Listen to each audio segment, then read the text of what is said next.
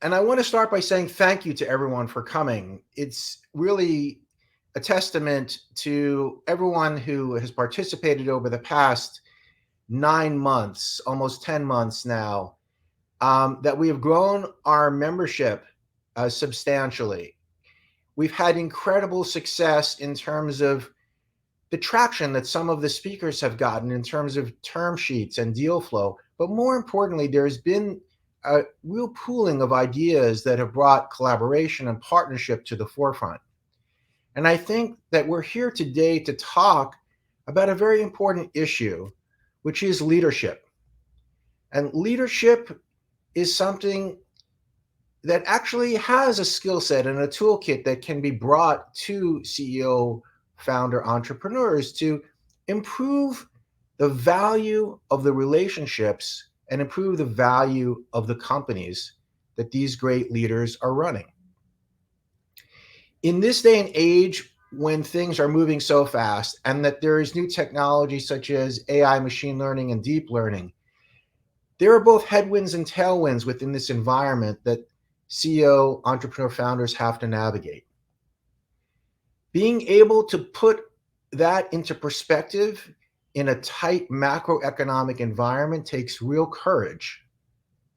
And we're here today with somebody who is a thought leader and a visionary who understands all of these different forces and can see in a 360 perspective how to empower CEO, entrepreneur, founders, how to give them the certain skill sets, mindset, vocabulary, understanding about how they can bring enrollment and team building into their company to impress colleagues and investors that they are the go-to organization to solve problems.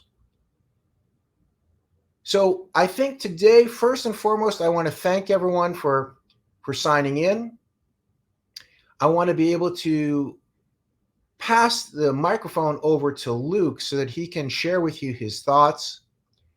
And I want to encourage everyone to please log on with your location. If you have a question, feel free to engage and feel free to put your email in so that if you have a question that we can't answer, we're more than happy to circle back and send that back to you. So without further ado, I'm going to transfer this over to Luke, let him introduce himself, and he can describe what he sees as an important step in helping build your company and techniques that you can use to thrive in an era of AI and constant change. Luke, welcome. It's an absolute pleasure to be here with you. Thanks, Martin. Great to be with you. Great to be with everyone. Yes, I teach a class at NYU and on innovation, have done so for quite some time.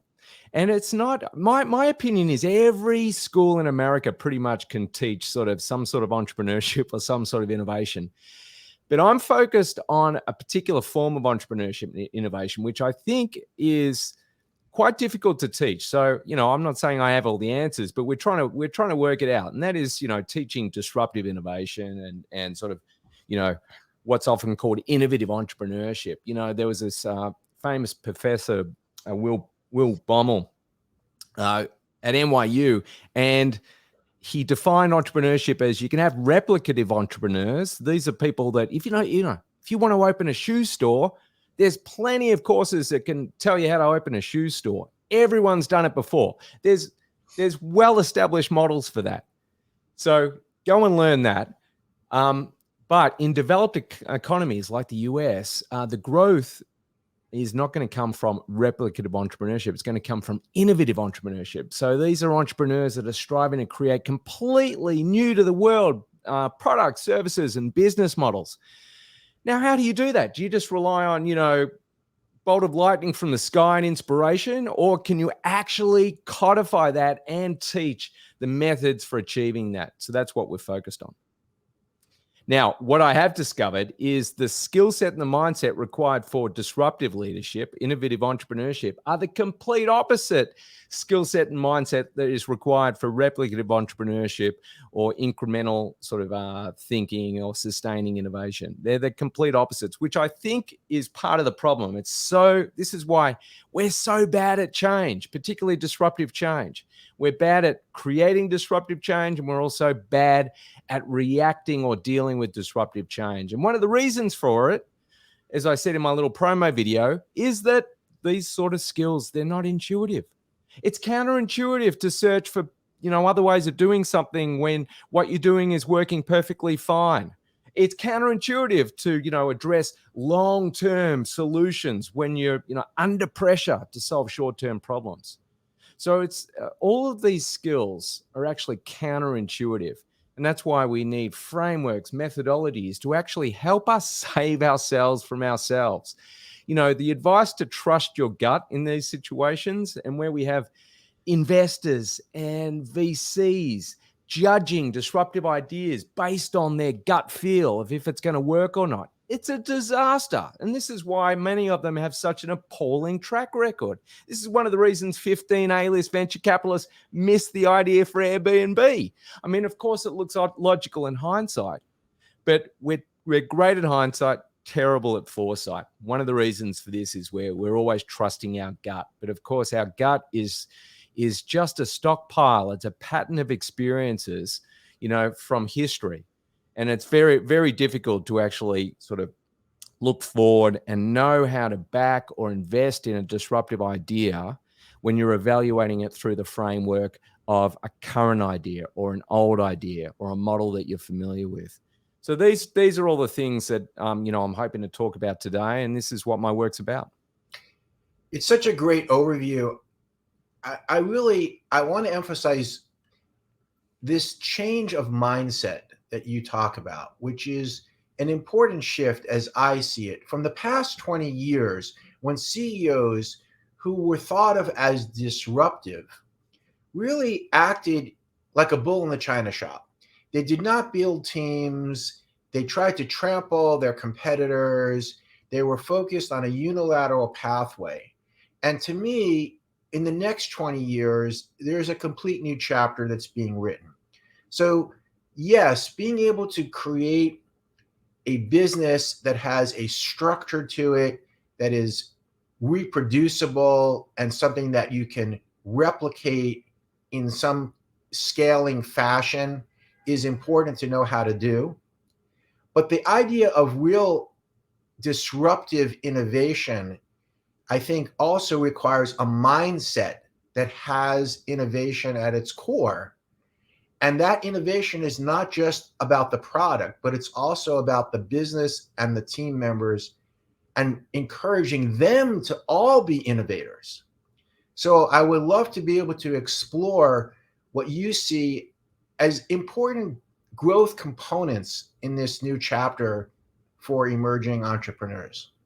Yeah, this is a big one, Martin. This is big. My first tip for everyone: if you're involved in any change of any sort, if you're managing innovation, if you're an entrepreneur, even if you're an investor investing in new ideas, you're not just developing products, you're developing mindsets. It's absolutely critical. Now, it sounds trivial. You think, oh yeah, mindsets. I hear about this all the time. But you've got to understand that your organization, whether it's a startup or whether you're leading a Fortune 50 company, your organization is continuously being created and recreated through the social interaction with ideas. And those ideas that you're having a discussion, dialogue around, they're open to many possible interpretations. So as a manager or leader, you can use those ideas to challenge mindsets, reinforce mindsets, or completely create new mindsets. So assumptions of, what will or won't be changed, or what can or can't be changed, or what should we or shouldn't we change. All of those assumptions are wrapped up in your mindset and the mindset of your employees. So the most important product of innovation is the mindset of the innovator. So you're not developing products, you're developing mindsets. And I think that is just such an important perspective. And one of the reasons I love, a session like this, it allows people to actually get out of the hustle of day-to-day pressures for 30 minutes and reflect on some of these high-level issues that they might not have thought about before. So absolutely on point. And I will just give you a real-time of the moment data set. So I was fortunate enough to be a keynote moderator in a number of important conferences in Boston over the past 10 days. The panelists were mostly very senior people at Fortune 50 or Fortune 100 companies. Uniformly, their message was, we are open for business. We want to bring in the innovation and the hyper growth that's embedded in these early stage companies in healthcare. But we're failing. And the reason we're failing is because the CEO entrepreneurs are not connecting to what our needs are, to be able to adopt a pattern that fits into what we're looking for, so that we can, that they're not able to adapt to our particular business framework. And so when you talk about mindset, the mindset is both this internal rollout and buildup of great team spirit, the innovators within the company. And it's also, in my opinion, from hearing what these large industry leaders have to say, a mindset of cooperation, of partnership and collaboration that understands, while they have amazing technology, that has to fit in to a system in large industry.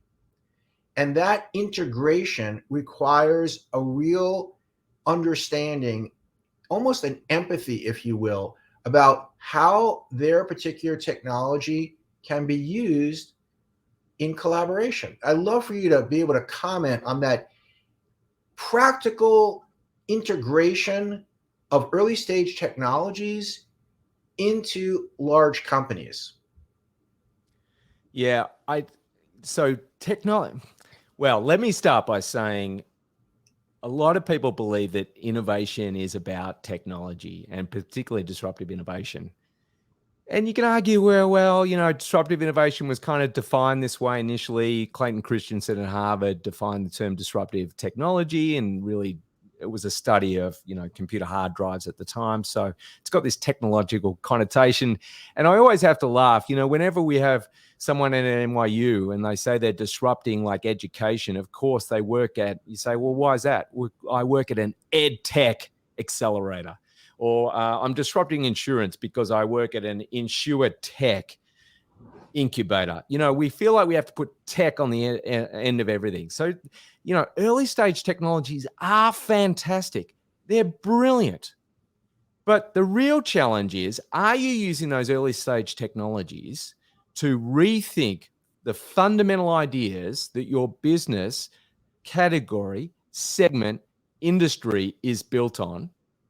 Or are you using those early stage technologies, those brilliant technologies, just to, execute the existing business, the existing assumptions in the industry a little bit faster, a little bit cheaper, a little bit more effectively? Now, if you're doing the latter, you're not using technology properly, and there's nothing disruptive about it. The technology might be disruptive, but the way you're using it is not extracting maximum value from what's available. So, my comment on that, everyone should be using technology, but you need to use the technology to create what I call better recipes, not more cooking. If you're just cooking traditional recipes, you might as well not be using the technology. You've got to use the technology to create or find new and potentially better recipes, new ways of using the ingredients that you've got available to seek a new arrangement of those ingredients to make them more valuable. Yeah, no, it's so right. And I'll give you one kind of case study. So there's a company called In Silico Medicine. The CEO, Alex Zoronkov, who is going to be on October 3rd, and I urge everyone to please register for that seminal webinar. He has used AI and machine learning in a very novel way to be able to identify novel new drugs that people were not able to envision. He was able to sift through tens of millions of different drug targets and be able to use AI and machine learning to come up with novel therapies that were not in the mindset of their drug discovery team. And then he used AI machine learning to partner with large industry, run this through programs which allowed better fit and higher predictive value using the technology between patients and the clinical trials that the FDA mandates to push through a completely novel new drug in 30 months, which was 25% of the time that it took to develop a normal drug. And while there is an efficiency in this, I agree with you completely that the efficiency is dwarfed by the fact that the novel compound itself was so innovative and so disruptive. And I think that opens up, a series of questions about how do you use this notion of disruptive innovation in, frankly, a world that doesn't necessarily listen and understand the power of some of these innovations and technologies to be integrated. So Alex was courageous, and he actually took all of his innovations outside of the US, and he actually works in China with organizations that collaborate with him to be able to push this forward. So I think one of the things I'd love for you to comment on is, what does it take to enroll people? What does it take to be able to change the mindset of the listener that your new technology and your teams, and Alex has built amazing teams, can do something amazing for you as a partner in the process? Martin, let's do a quick sketch. So here, I love this framework. That marker's not, but this is, if we've got, well, I just lost that. I just lost that camera. So we won't be doing that. Never mind. Oh, what's going on here? But I think here is the next tip on that. I think a lot of people get worried about, particularly in healthcare, they're not using the new technology because the system is so complex, or they're not. We don't want to introduce something because it'll have all these effects down the track. So I try, whenever I'm talking to anyone in healthcare about innovation, I try to make it much simpler for them in that respect. And I say, you're not changing the system. You're not even changing the company. You're changing a conversation. Change the conversation. That's what you're aiming to do, because creating change requires changing conversations. This is the major leverage point. Now, you can have complete control over this. You can change who is in conversation with whom, how those conversations are taking place. You can change what is being talked about. So the way we talk to each other shapes the way we think. So your language that you use matters a lot. So words do more than convey meaning. They create meaning. So you'll probably be in meetings where everyone's using sort of acronyms or jargon from the meetings, which is inside of baseball. It's inside of language. Like nobody outside of, that healthcare space would know what on earth we're talking about. Now, of course, it's convenient for everyone there in the meeting because it saves time. They all understand each other. But it's also one of the mechanisms that keeps everyone thinking about this system, or this patient experience exactly in the same way. So you've got to drop the jargon, drop the labels, and you've got to start changing the conversation. So it's everyone who's listening there who is managing change or innovation needs to know that it's their job to introduce new ways of talking. So you're not changing the system, you're changing the conversation. I that is just so spot on. And what I want to focus in on now is this conversation is not just for the CEO, entrepreneur, founder. This conversation is for the senior executive in the large, Fortune 100 companies, because there's a dual set of learning curves here.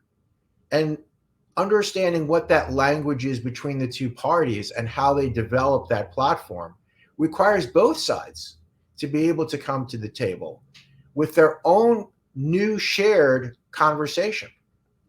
And Yep. so, what I'm saying to CEO, entrepreneur, founders right now is there is tremendous opportunity out there, the likes of which I have actually never seen.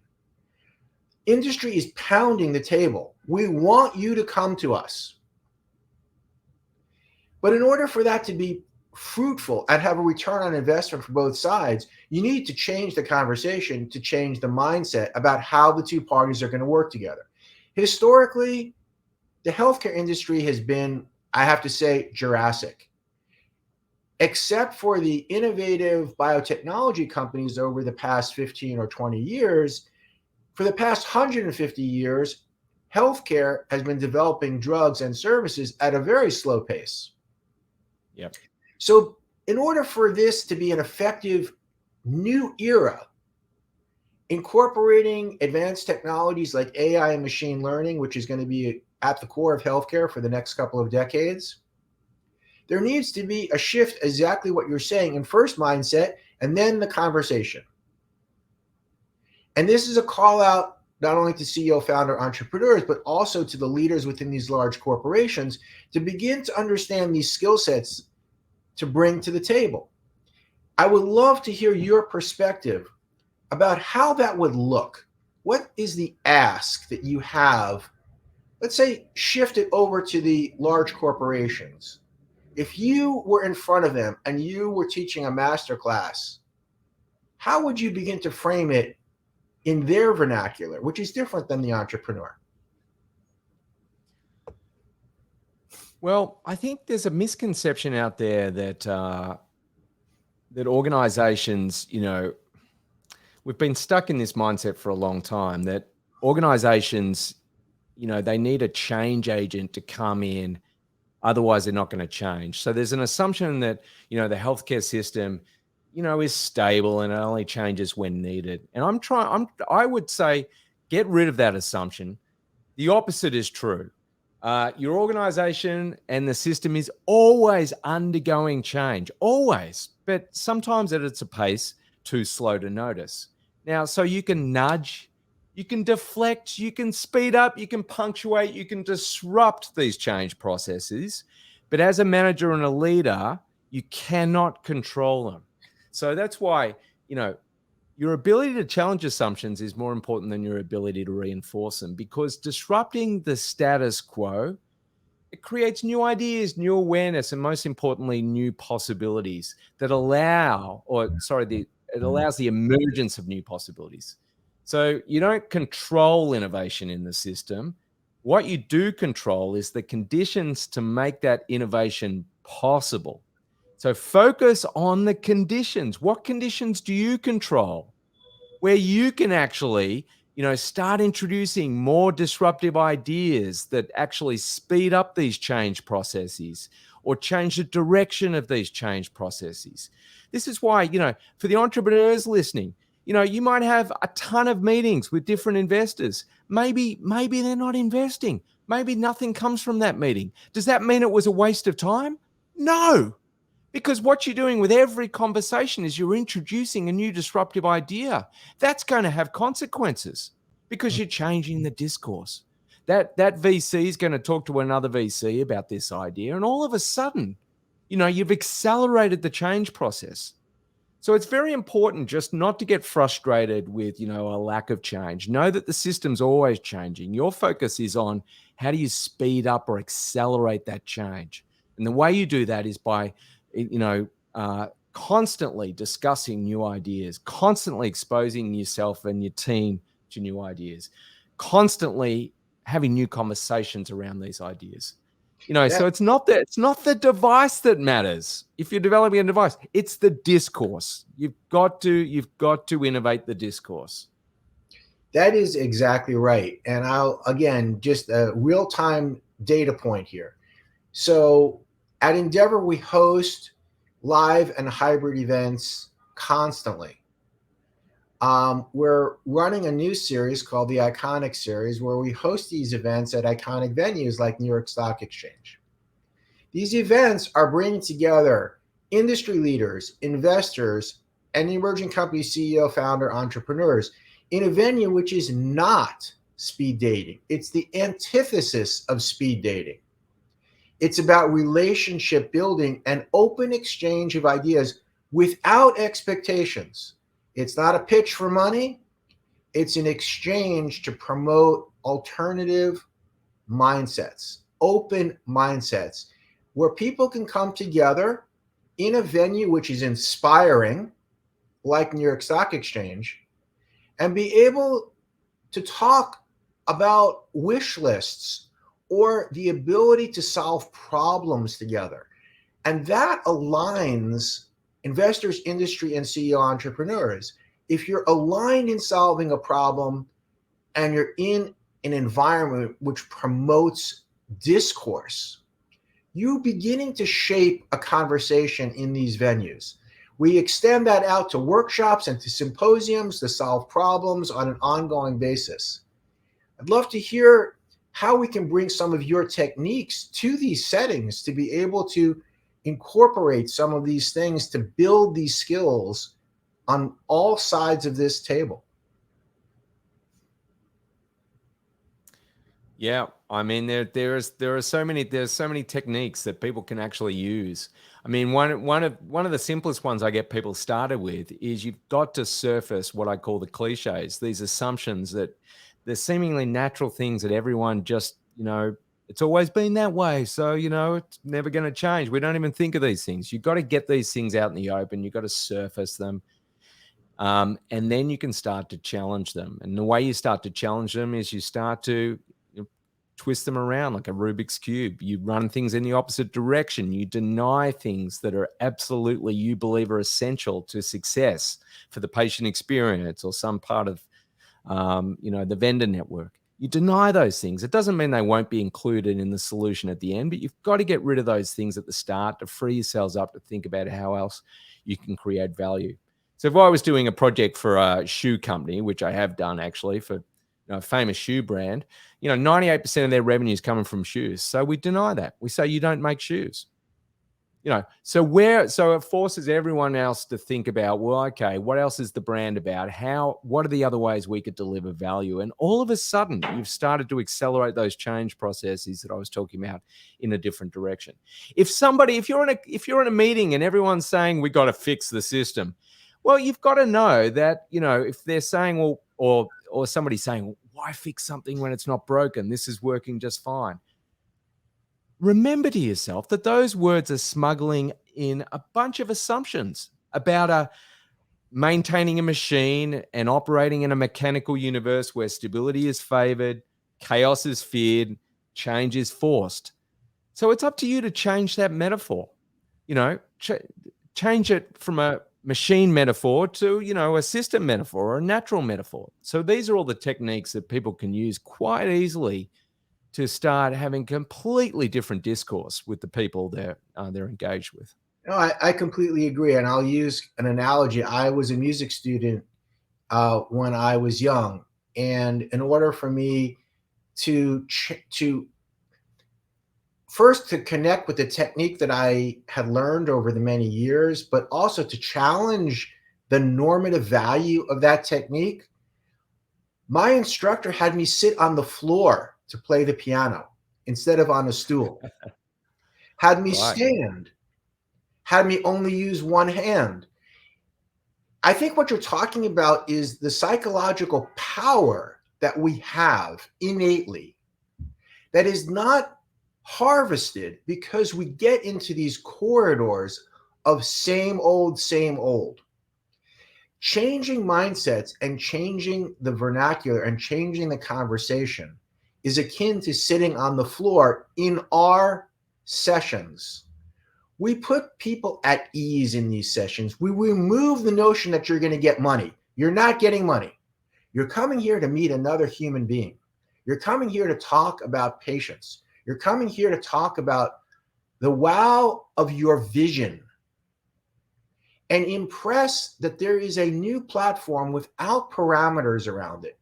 We take away the bench, sit on the floor, play your song. Let's hear what that music sounds like.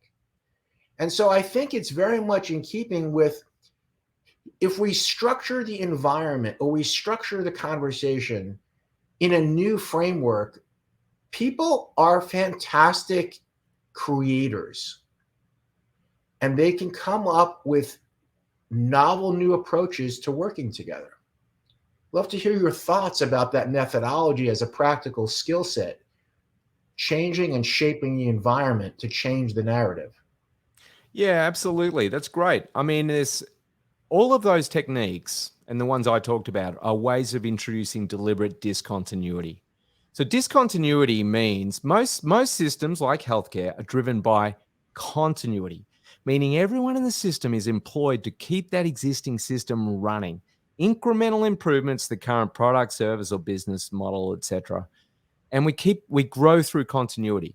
But every manager and leader needs to know it's not just their job to reinforce continuity. It is also their job to introduce deliberate discontinuity.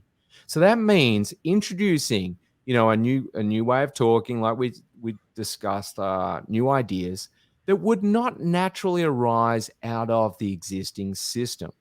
And this is so important because everyone listening out there has to manage this very difficult role between keeping their existing business or institution or system running as it is today, because they're under pressure to do that, but at the same time, meaning simultaneously, they have to be building the capabilities that system will require to be competitive in the future at the same time. Now, there's metaphors for this. There's, some call it changing the engines on an airplane when it's in midair. But this is exactly the challenge that everyone has to face.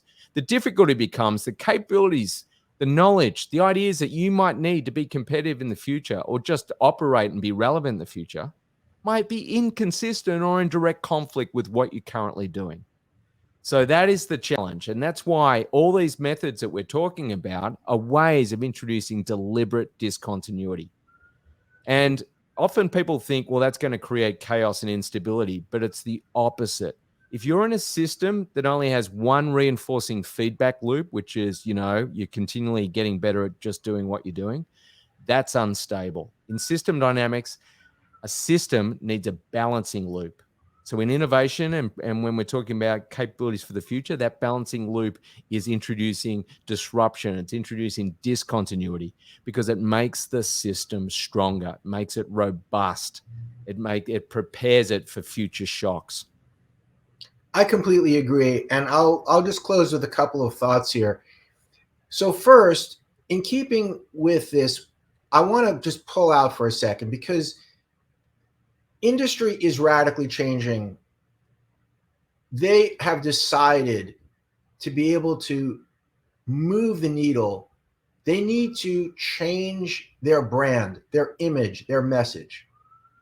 What does that mean concretely? It means that pharmaceutical companies that have been manufacturing pills for an extended number of decades, like Sanofi, have decided that they're going to become digital health companies. They have now triggered a new wave of thinking about their brand. Sanofi is not a pill manufacturer. Sanofi is a digital platform.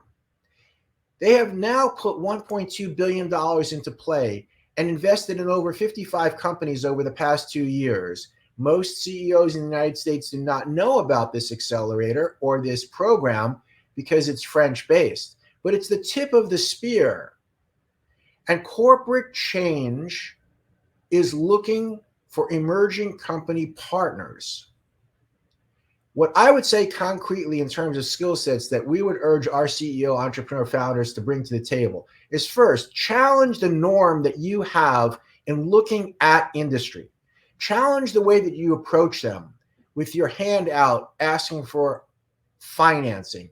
challenge the approach that says if you share your personal vision and mission, they will come with their own take on how they can use your technology and your team and your company within their own framework to be able to have accretive change and make an investment decision. It's almost like the Groucho Marx slogan, I don't want to be a member of any club that wants me as a member. This is about psychology and mindset. This is about changing the discourse. And the challenge and the skill set now for CEO entrepreneurs, in my mind, is to be able to shape the environment and shape the conversation exactly as you said, Luke. For me, it's being able to come into a meeting listening instead of pitching. For me, it's about hearing what the counterparty has to say their pain points are and being able to come up with a solution collectively to that problem requires courage and transparency. So I would urge CEOs and entrepreneurs and founders to put the notion of clandestine or stealth behavior to the side. Have the courage to be transparent about what your vision is, not just your product.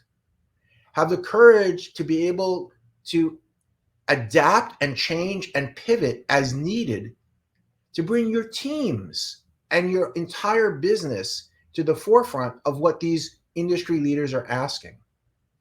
Those are the skill sets that I think need to be built out. Money is fungible. People are not. Ideas are valuable. Disruption comes from bringing ideas into a collaboration and into a team that can affect change. So I urge all CEO entrepreneurs to find a new voice in addition to the one that they've grown with. And that new voice or new conversation or new vocabulary that Luke has been talking about is something that can be learned and muscle memory developed. I want to thank everyone, especially you, Luke, for taking part in this amazing first conversation that I hope is going to be part of a series at Endeavor and that is going to be a showcase within our iconic series. I would love for people to contact us. My email is endeavor@gershoncapital.com. Please feel free to tell Luke and myself and the team at Endeavor what your feelings are about this conversation. And we will begin to mold future dialogues with Luke and others.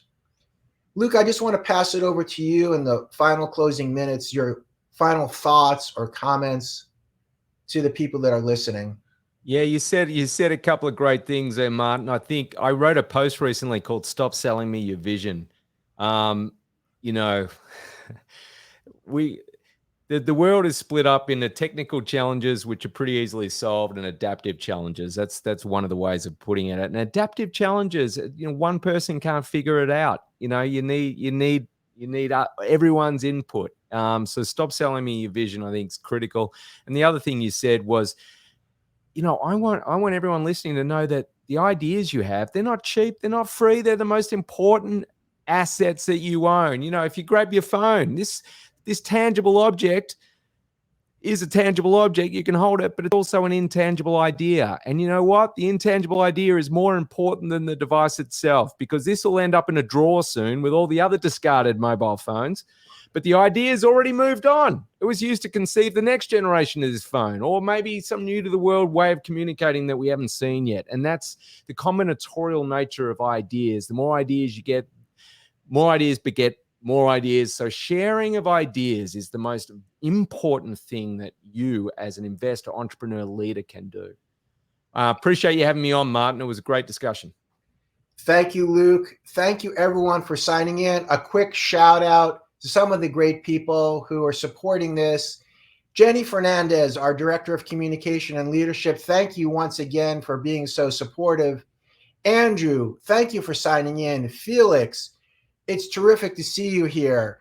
Thank you, everyone, and please tune in. Next week, we have another great professor from NYU. This is I think, NYU month, who is heading up one of the entrepreneurship programs at NYU, followed on the following weeks by some terrific speakers who are real innovators and, most importantly, leaders who understand that the future in healthcare is extraordinarily bright. And it's the opportunity of a lifetime for entrepreneurs, founders, and CEOs to be able to take advantage of this incredible opportunity what we have now with new innovation, new technology, and most importantly, understanding that healthcare is one of the highest priorities in terms of what needs to be changed. So thank you so much, everyone, for dialing in today.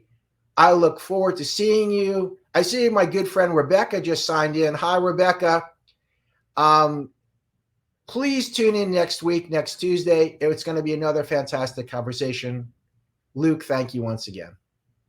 Thanks, Martin.